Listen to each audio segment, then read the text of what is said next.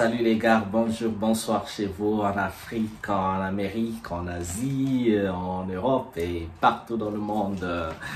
Ah là là, c'est bien de vous retrouver. Merci de vous être connectés sur ma chaîne, notre chaîne, votre chaîne en Afrique et en diaspora.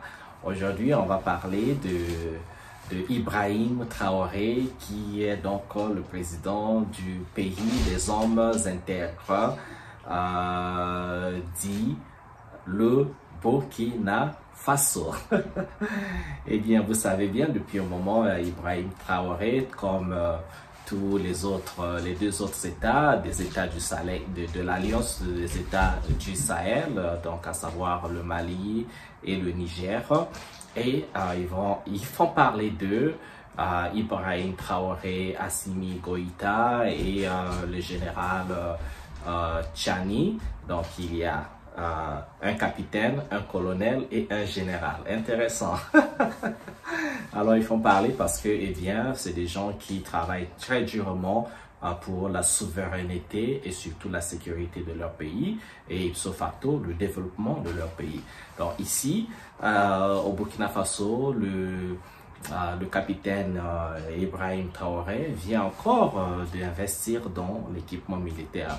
Vous savez, hein, ces gens-là, c'est la protection avec la montée des djihadistes, des terroristes qu'il y a eu. Eh bien, s'il n'y a pas la protection, il n'y a pas la sécurité dans un pays, c'est difficile qu'il y ait une économie, qu'il y ait de l'investissement. Donc, il faut assurer la sécurité et assurer la paix. Alors, qui veut la paix doit préparer la guerre. Et comment on fait la guerre? On fait la guerre pas avec les flèches, on fait pas la guerre avec les tirs, mais on fait avec l'armement militaire de pointe. Alors, on va regarder l'investissement de Ibrahim Traoré qui a investi en équipement militaire. Vous savez que le Burkina Faso est un petit pays et les ressources ne sont pas aussi intarissables que ça, mais ils font des efforts. Ce président fait des efforts de connivence avec sa population pour pouvoir emmener le pays de là où qu'il était, où qu'il est, où il y a plus ou moins de précarité, mais vers une vision grandiose.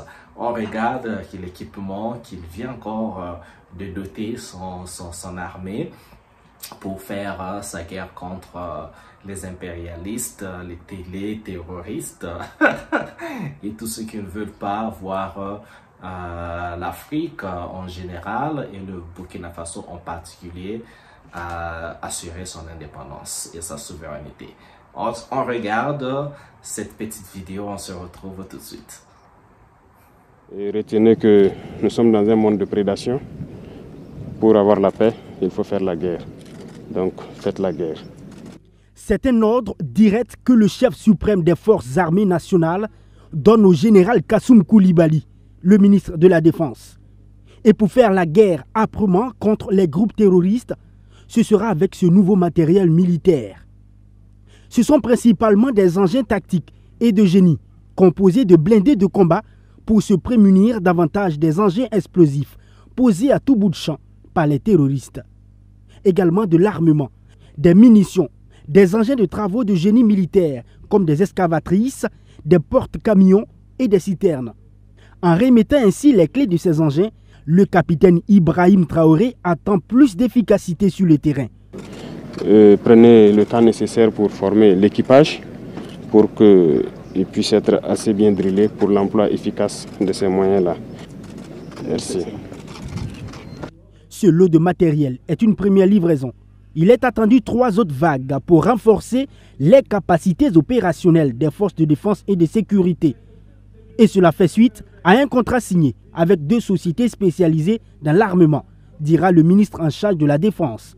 C'est aussi le fruit de l'effort consenti par l'ensemble des Burkinabés. Et ce lot ne représente ici que la première livraison sur 4 lots. Et en gros, nous sommes à environ 18 à 20% du matériel. Le reste est à venir.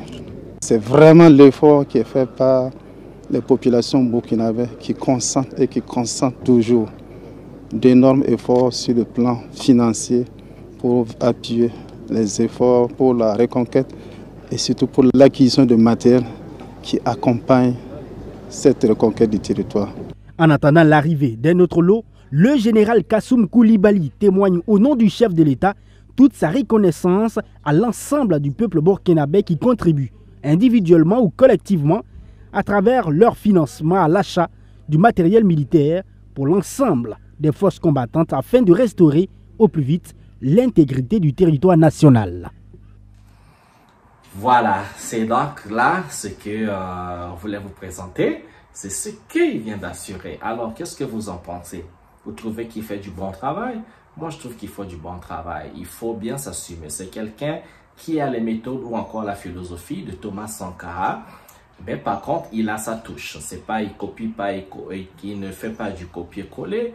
Il a compris que Thomas Sankara avait déjà élaboré un programme pour le pays. Pourquoi ne pas prendre ce programme et avancer avec? Thomas Sankara avait dit des choses qui sont d'actualité aujourd'hui. Alors, comme ces choses sont d'actualité, si et seulement si on implémentait ces idées de Thomas Sankara, le pays ira d'un point A au point B, donc le point du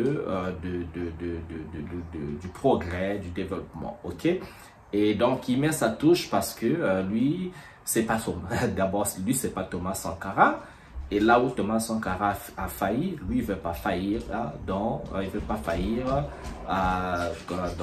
ce qui manquait à Thomas Sankara. Donc lui, c'est lui, il s'affirme dans ça et il pense que pour protéger sa nation, protéger son pays et sa personne, il ne réfléchira pas deux fois, il ira dans ce sens avec beaucoup d'intégrité, beaucoup de dignité et beaucoup de sacrifices. Donc, c'est ce qu'il fait. Et nous, on l'adore.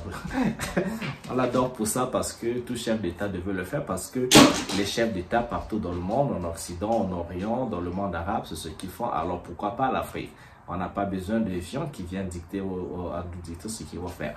Mais pour compléter encore mes propos, c'est bien d'acheter ce matériel, mais je serais encore plus content si seulement si on élaborait des programmes militaires. Parce que ces engins, on les prend, parfois il faut prendre un échantillon, vous prenez un camion, vous disséquez comme ça, vous apprenez en fait comment fabriquer un moteur, comment fabriquer les pneus, comment fabriquer toutes les composantes qui font une voiture militaire, un camion militaire ou une arme. Parce que à la fin, on ne va pas être consommateur de l'armement militaire, on ne va pas continuer à toujours acheter chez les autres parce que les autres nous vendront le strict minimum, on ne nous vendra jamais les pointes, les armes, l'armement de pointe. Par contre, si on commence à développer des programmes militaires chez nous-mêmes, regardez la Corée du Nord, ils font leurs propres armes, personne n'a rien à dire à la Corée du Nord. Personne, ils fabriquent leurs propres missiles, ils ont leurs drones, ils ont leurs satellites, ils ont tout en fait. Donc quand vous développez vos armes, vous êtes capable d'assurer la protection de votre territoire sans la technologie des autres. On s'inspire des technologies des autres, mais par contre aussi avec nos cerveaux, avec nos génies, nos ingénieurs, il faut arriver à développer, à lancer un programme d'armement, de fabrication d'armes militaires, ok, l'armement militaire, tout ce qui va, tout l'équipement militaire dont j'ai cité tantôt, excusez-moi. Donc c'est bien ça, et ça, tous les pays d'Afrique en fait, soucieux de leur indépendance, devaient aller.